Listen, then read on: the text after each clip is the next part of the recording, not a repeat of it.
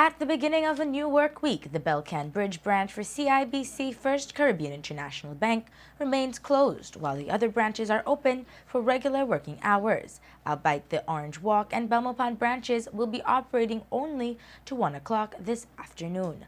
Last Friday, we told you of the majority of employees at the CIBC First Caribbean International Bank who fell sick and as a result forced the bank's management to close 3 of its branches located at the Sandcast Plaza in Belize City, as well as in Dangriga and Orange Walk.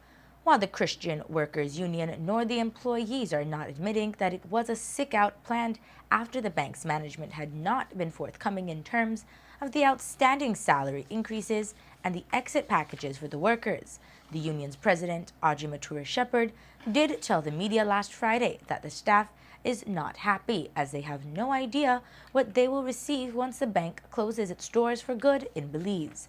It is a dialogue that had begun since early August when the bank first came public, announcing the selling of its assets to Heritage Bank and its departure from Belize.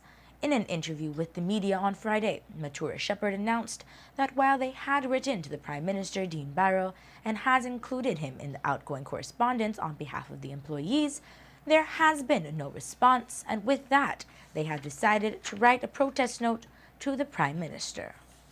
Several things will happen. One, definitely we are writing a protest note to the Prime Minister today because at least out of common courtesy and decency, he could have responded to our letter. He knows what's going on. He can't pretend he doesn't know. We wrote him the letter, we can show you all the letter, and we copied him on several letters. He knows what's going on. So we have to make it known because only the Prime Minister can stop this at this point. It's him who, as the Minister of Finance, has to go at the House on Tuesday and present this legislation. And it is in his power now to say, you know what, I'm going to put this off.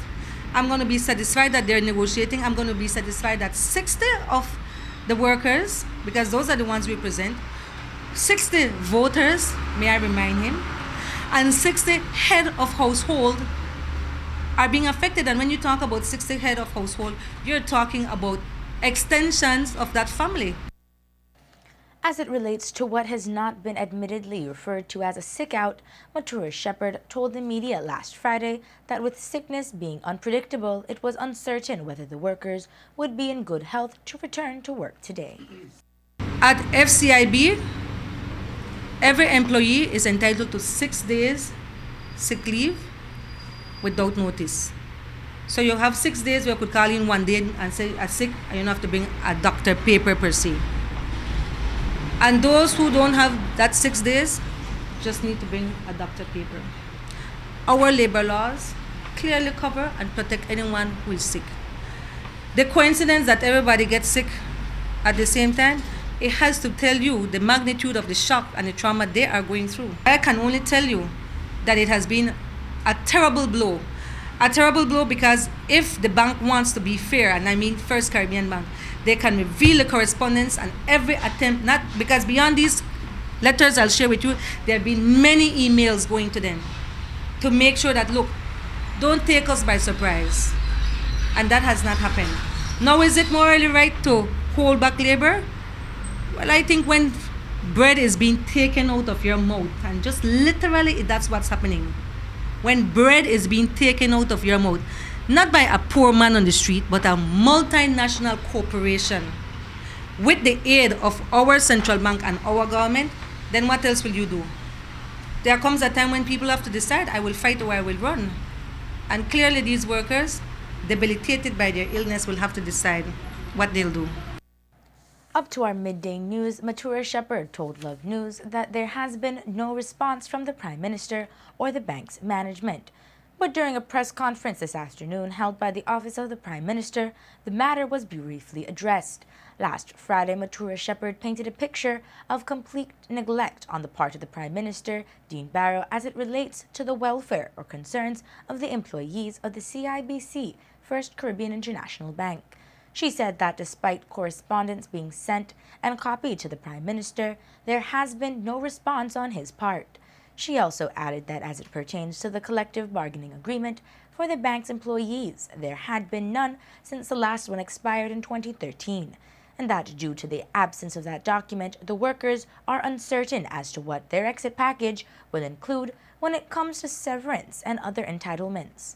But Prime Minister Dean Barrow, while harshly criticizing the union leader, added more flesh to that story when he gave some history of the collective bargaining agreement and how the Christian Workers Union seemingly failed the bank's employees, resulting in the absence of a valid CBA.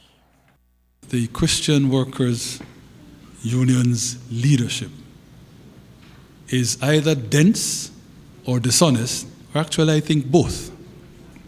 It turns out that the collective bargaining agreement that the workers, the staff at FCIB had lapsed a year and a half ago. I think just around the time the CWU saw new leadership taking over. Despite numerous invitations from the bank to the CWU to submit proposals so that the negotiating process over a new collective bargaining agreement could have begun. For well over a year, the CWU did not respond. Similar to what's happening at the port, or what happened at the port. When the CWU leadership finally responded, it was something like 2 or 3 weeks before the sale of FCIB to Heritage was announced. If they had responded when they were supposed to have, no doubt there would have been a new CBA in existence, and we would not have anything like the difficulties that we're facing. So that union must not try to make a virtue of incompetence. That union must not use its own default to try to politically pressure government into not discharging its obligation with respect to a situation that affects the banking industry, in which 2 independent private commercial entities have concluded a sale.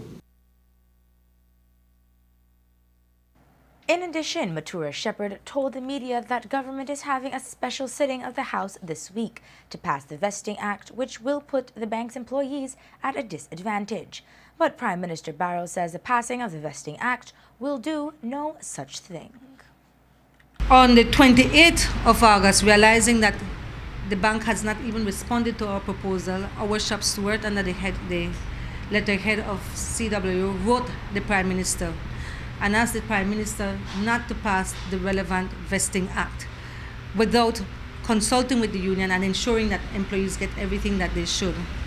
To date, we have gotten no response from the Prime Minister, but prior to that, we made sure that other correspondences he would see so that he would know what's the climate and what is happening. That letter was very important because I don't know if you all know, but we found out yesterday that, well, we had heard rumors from earlier last week, but we confirmed yesterday that there'll be a special sitting of the National Assembly of the House of Representatives this Tuesday and Wednesday to pass this Vesting Act. The reason we are told that they have to do it in 2 days is because it's not one of those legislation that you can pass in 1 day. You literally have to have 2 different sessions. So there'll be a session Tuesday to read it for the first reading, and then the second session will be Wednesday. Now that's very bad news for the employees, because what it means that once they get that Vesting Act passed, basically First Caribbean has no other obligation to the employees. In passing the Vesting Act is to facilitate the transfer of the assets.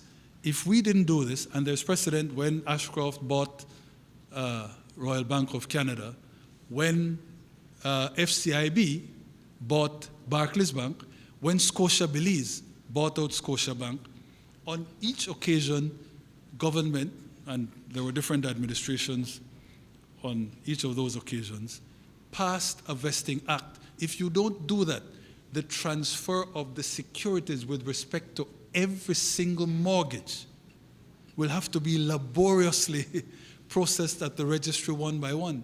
So all we're doing is facilitating this process so that there are no slippages. We'll have more on this story in tomorrow's newscast.